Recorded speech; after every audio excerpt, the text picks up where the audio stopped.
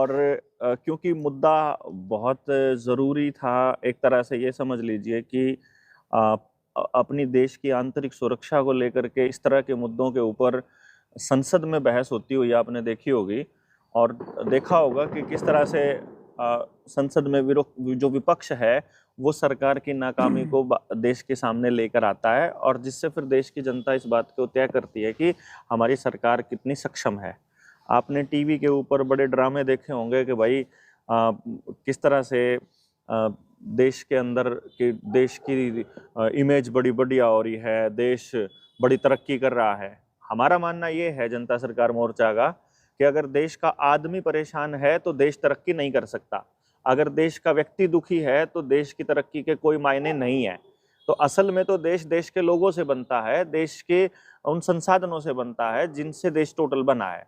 तो कुल मिलाकर के कल का जो मसला है, यानी कि हम जो 43 सेक्टर में जो साइबर थाना है उसमें जब हम जाने वाले हैं अपनी बात को लेकर के, उस बात का जो सीधा सीधा संबंध है जो आपके सामने पहले भी आया था और मैंने आपको बताया था कि किस तरह से पॉलिसी बाजार का और दूसरे मतलब दूसरी वेबसाइट्स पे हमारे देश का मतलब सारा का सारा सेंसिटिव डेटा लीक हो रहा है। इससे पहले आपने ये भी देखा था कि अपने वोटर कार्ड का और आधार कार्ड का डेटा भी 500-500 रुपए में पूरे के पूरे एक कॉन्स्टिट्यूएंसीज का बिक रहा था। तो उस ये data is the new fuel, आपने ये शब्द सुना होगा जो आईटी कंपनी वाले भी बोलते हैं और हर ट्रेनिंग्स में बोला जाता है। ये क्या है मसला, और आप लोग जब कल को वहां पर आएंगे और आपको पता चले इस मसले पे आपको क्या बातें करनी है, वहां कोई मीडिया वाला आपसे पूछ ले कि भाई आप आए हो क्या लेने के लिए आए हो, तो आपको पता होना चाहिए कि हम किस मसले पर यहाँ इकट्ठे हुए हैं और किस तरह से ये हमको कैसे इफेक्ट करने वाला है, हमारा क्या इसके अंदर असर है। और जो जनता सरकार मोर्चा पहले दिन से कहता आ रहा है कि ये लोग अपने देश का सारा डेटा उन लोगों को बेचने वाले हैं और ऑनलाइन के नाम पर जो हमसे लिया जा रहा है, इंफॉर्मेशन जो ली जा रही है, उस इंफॉर्मेशन के क्या क्या इम्पैक्ट पड़ने वाले हैं, मैं आप सबके सामने अभी जो लेकर के आऊंगा वो हिमांशु भाई को लेकर के आऊंगा। हिमांशु पाठक हैं जो इस पूरे के पूरे मसले के अंदर जिन्होंने पूरे देश को चेताया भी है, प्रधानमंत्री को, पीएमओ को मेल भी लिखी, उनको शिकायत भी की और ऊपर से इन्हीं को प्रताड़ित किया जा रहा है। और इन्होंने क्या क्या फाइंडिंग्स की और उसके कैसे वो प्रोसीडिंग आगे बढ़ी और अब हम जो कल करने जा रहे हैं वो क्या है, इस पे जो है हिमांशु वो आप सबको बताएंगे। तो हिमांशु, ओवर टू यू, आप इनको पूरे साथियों को बातचीत करिए, साथ में मीटिंग भी चल रही है। सबको नमस्कार। जैसा देवेंद्र भाई ने भी आप सबको बताया कि कल के बारे में, प्रोटेस्ट के बारे में, मैं आपको इसकी कुछ बारीकियां बताता हूं। हम एक साइबर X9 नाम की एक संस्था चलाते हैं, एक ऑर्गेनाइजेशन है जो देश में क्रिटिकल इंफॉर्मेशंस का मिसयूज हो रहा है सरकार या गैर सरकारी संस्थानों द्वारा देश के लोगों का, इसके ऊपर कई सारे शोध करते हैं, पहले भी करे हैं जिसमें से एक पंजाब नेशनल बैंक है जिसमें 12 करोड़ लोगों के खातों की डिटेल्स लीक करी जा रही थी, उनके कंट्रोल्स छोड़े जा रहे थे। CDSL जो इंडिया का लगभग 1 रुपए से लेके $1 मिलियन, $1 ट्रिलियन तक का अगर किसी का इन्वेस्टमेंट है शेयर बाजार में, तो उसकी भी इन्वेस्टमेंट CDSL के पास होती है। वो किस तरह से डिटेल लीक कर रहा था, उस मसले को फिर हमने पार्लियामेंट तक भी पहुंचाया। लगभग 1.5 साल पहले एक कंपनी है हरियाणा में, गुड़गांव में, पॉलिसी बाजार नाम की। ये कंपनी इंश्योरेंस ब्रोकर है। आपको इंश्योरेंस खरीदनी है, हेल्थ इंश्योरेंस या लाइफ इंश्योरेंस पॉलिसी, तो इस ब्रोकर के थ्रू आप परचेज करते हो। आप सब नाम सुना होगा, बहुत ऐड करते हैं, 120 करोड़ की ऐड करते हैं 1 साल में, हमसे ही पैसे लेके। तो बदले में इनको इंश्योरेंस कंपनियां कमीशन देती हैं। ये कमीशन ले लेके 65,000 करोड़ की कंपनी बन गई डॉक्टर साहब। 65,000 करोड़ की सिर्फ कमीशन खोरी का काम करती है। अब इन्होंने क्या किया, जब ये पॉलिसी लेते हैं, मैंने इंश्योरेंस पॉलिसी लेनी है, लाइफ इंश्योरेंस या हेल्थ इंश्योरेंस, तो ये आपसे कई तरह की जानकारी मांगेंगे। आपने लाइफ इंश्योरेंस अगर इन्होंने बेचनी है, आपसे ये मांगेंगे आपका काम ID क्या करते हो, काम क्या आईडी, करते, आईडी, आईडीज, आधार कार्ड, ये हाँ, सारा, नौकरी पेशा, हाँ, आपकी इनकम तनख्वाह, टैक्स रिटर्न, क्योंकि आपकी जितने पैसे की वैल्यू लगाएंगे ये उतने पैसे की ही पॉलिसी करेंगे। कोई बीमारी तो नहीं है। बीमारी नहीं है तो उनका ब्यौरा, आपके हाँ, परिवार में कौन कौन है, कहाँ नौकरी करते हो, कितने साल से करते हो, क्या रोल है आपका, ऐसी हेल्थ इंश्योरेंस लेते हो तो उसकी भी इसी तरह की जानकारी।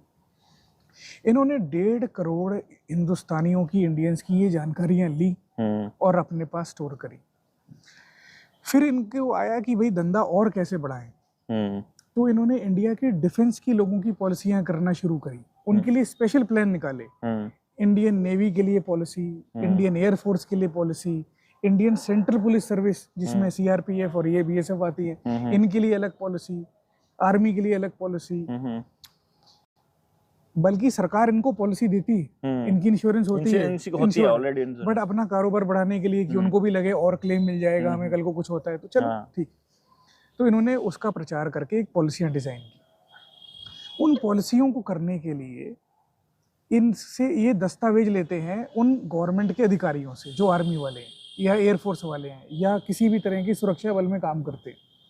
वो जानकारियां अभी मैंने आपको बताया कि प्राइवेट लोगों से क्या लेते हैं, अब इनसे क्या लेते हैं, आप कहाँ पे पोस्टेड हैं डिफेंस में, फ्रंट पे पोस्टेड हैं मतलब पाकिस्तान या चाइना के बॉर्डर पे पोस्टेड हैं, या नेवी पे हैं तो कौन सी शिप पे पोस्टेड हैं, आप आर्टिलरी देख रहे हैं, नॉन आर्टिलरी मतलब आपके हाथ में गोला बारूद की पावर है चलाने की या नहीं है। फिर ये पूछ रहे हैं आप न्यूक्लियर तो नहीं चलाते हो, न्यूक्लियर तो कंट्रोल में नहीं है आपकी, या नॉन न्यूक्लियर है, आपके परिवार में कौन कौन लोग हैं। ये सारी खुफिया जानकारी, संवेदनशील जानकारी भारत की आंतरिक सुरक्षा से जुड़ी हुई है। आप मानो कि 4 ऑफिसर हैं आर्मी के, उनके पास न्यूक्लियर वेपन का कंट्रोल है, वो ये लीक करते हैं। और इस कंपनी में आपको हैरान होगा डॉक्टर साहब जान के कि 30% से ज्यादा चाइनीज सरकारी कंपनी की हिस्सेदारी है, टेंसेंट नाम की। टेंसेंट इस पॉलिसी बाजार कंपनी की जो फंडिंग करी वो चाइना की कंपनी ने करी, मतलब एक तरह से चाइना की ही कंपनी है, आप ये कह सकते हो। डॉक्टर साहब आप 5% की हिस्सेदारी किसी कंपनी में ले लो, आप उसके सारे दस्तावेज देखने का आपको राइट मिल जाता है। चाहे आप 1% की हिस्सेदारी खरीद लो तो भी आपके पास राइट है। ये 30 से ज्यादा की हिस्सेदारी, ये हर फैसला तो छोड़िए, आप हर एक जानकारी की एक पाइपलाइन पैरेलल हमें मिले लगा सकते। अब ये सारी जानकारियां इन्होंने ली। पहली बात तो आती है ये आम लोगों की जो जानकारियां ली वो तो चलो पॉलिसी करने के लिए ली, तो उनकी संभालने की जिम्मेवारी भी इन्होंने ली, लेकिन डिफेंस की लोगों की ये जानकारी लेने के लिए तो ये अथॉराइज ही नहीं है। ये सारी इंफॉर्मेशन ऑफिशियल सीक्रेट एक्ट में आती है। ये तो नॉर्मल पुलिस वालों को भी नहीं जानकारी होती है इस लेवल की कि कौन से आर्मी वाले कहाँ तैनात हैं, कौन सा वेपन देख रहे हैं, कौन सा नहीं देख रहे हैं। इसकी हमने जब हमें लगा कि इतना सेंसिटिव, मेरे ख्याल ये वाली इन्फॉर्मेशन तो एक बटालियन से दूसरी बटालियन को भी नहीं पता होती, वेपन वाली नहीं होती, वेपन वाली नहीं होती। ये हो सकता है कौन कहाँ पोस्टेड है, ये हो सकता है, लेकिन कौन सा वेपन हैंडल कर रहा है ये नहीं हो सकता। ये तो बहुत क्रिटिकल इंफॉर्मेशन है। मतलब आप ये लगा लो कि पेंगोंग लेक पे फलानी पॉइंट पे हमारी कौन सी गन तैनात है, उसपे कौन सा आदमी वहाँ बैठा है, और उसके परिवार में पीछे कौन है, हरियाणा उसको क्या बीमारियां है, उसकी कितनी तनख्वाह है, करनाल में कौन है, कुरुक्षेत्र में कौन है। सपोज उनको दबाया जाता है तो सीधे वो पोस्ट कंप्रोमाइज है हमारी वहाँ पे। ये इन्फॉर्मेशन इन्होंने ली, ये तो ले ही नहीं सकते थे। इसके बाद आप जैसे फेसबुक पे अपना एक लॉगिन आईडी पासवर्ड बनाते हो, अपना लॉगिन आईडी और पासवर्ड डाल के आप फेसबुक के खाते में लॉगिन कर जाते हो, वैसे ही पॉलिसी बाजार पे भी आप खाता बनाते हो अपने मोबाइल नंबर का और अपना पासवर्ड। उस खाते से आप अपनी पॉलिसी देखते हो कि मैंने जो पॉलिसी खरीदी है उसमें क्या दस्तावेज लगे हैं, कौन सा रिकॉर्ड है उसमें, और आगे और कोई पॉलिसी खरीदनी है या और जो सारी जानकारी। क्या आपके फेसबुक अकाउंट में जो आपका है उसमें मेरा अकाउंट चल जाता है, या डॉक्टर साहब का अकाउंट चल जाता है? नहीं चलेगा। या आपकी वाइफ का अकाउंट चल जाता है, या आपके बच्चों का अकाउंट चल जाता है? नहीं चलेगा। मेरे पॉलिसी बाजार के अकाउंट में मैंने थोड़ा सा दिमाग लगा करके उसमें चेंजेस किए जो कि कोई भी कर सकता है, कि सीरियल ऑर्डर चेंज करना है, लास्ट में 112 आ रहा है तो 113 डाला, तो देश के 1.5 करोड़ लोगों की जानकारियां बाहर आने लग गई। 1.5 करोड़। मतलब जो भी बदलो एक बंदे का निकल के आएगा, उसकी ID, Aadhaar, passport copy, PAN copy, income statement, income tax return कहाँ, फिर डिफेंस क्वेश्चनर भी उसी में आ गया। डिफेंस क्वेश्चनर में ये जो जानकारी मैंने आपको बताई, कहाँ पोस्टेड है, artillery, non artillery, prime minister security में है, एसपीजी में है, एनएसजी कमांडो है, ये सारी जानकारियां भी उसमें जन तक हो रही थी। मतलब एक खाता जो कोई भी बना सकता है, बिना पॉलिसी बनाए भी बना सकता है। पॉलिसी नहीं खरीदो तो भी वो खाता बन जाता है, वेबसाइट पे जाओ आप बन जाता है। और ये सारी जानकारियां एसेस करते हो। इस चीज की हमने डिटेल्ड 14-15 पेज की एक रिपोर्ट बनाई कि ऐसा ऐसा करने से ये हो रहा है और ये सबूत है, सबूत भी इकट्ठे कर लिए। वो हमने पॉलिसी बाजार के मैनेजमेंट को तुरंत बता दिया। मेल करी आपने? हाँ, ईमेल करा हमने कि मैनेजमेंट को, टॉप मोस्ट को, सीधे मालिकों को, कि हो सकता हो गलती से ये कर रहे हो। पहले ही मानेंगे गलती से हो रहा है। तो हमने कहा भाई हमारी भी जानकारी लीक हो रही है, मैंने अपने परिवार की भी पॉलिसियां ली हैं और देश की इतनी क्रिटिकल सुरक्षा खराब हो रही है, तो चाइना चुइना को तो हैक करने की भी जरूरत नहीं है, खुले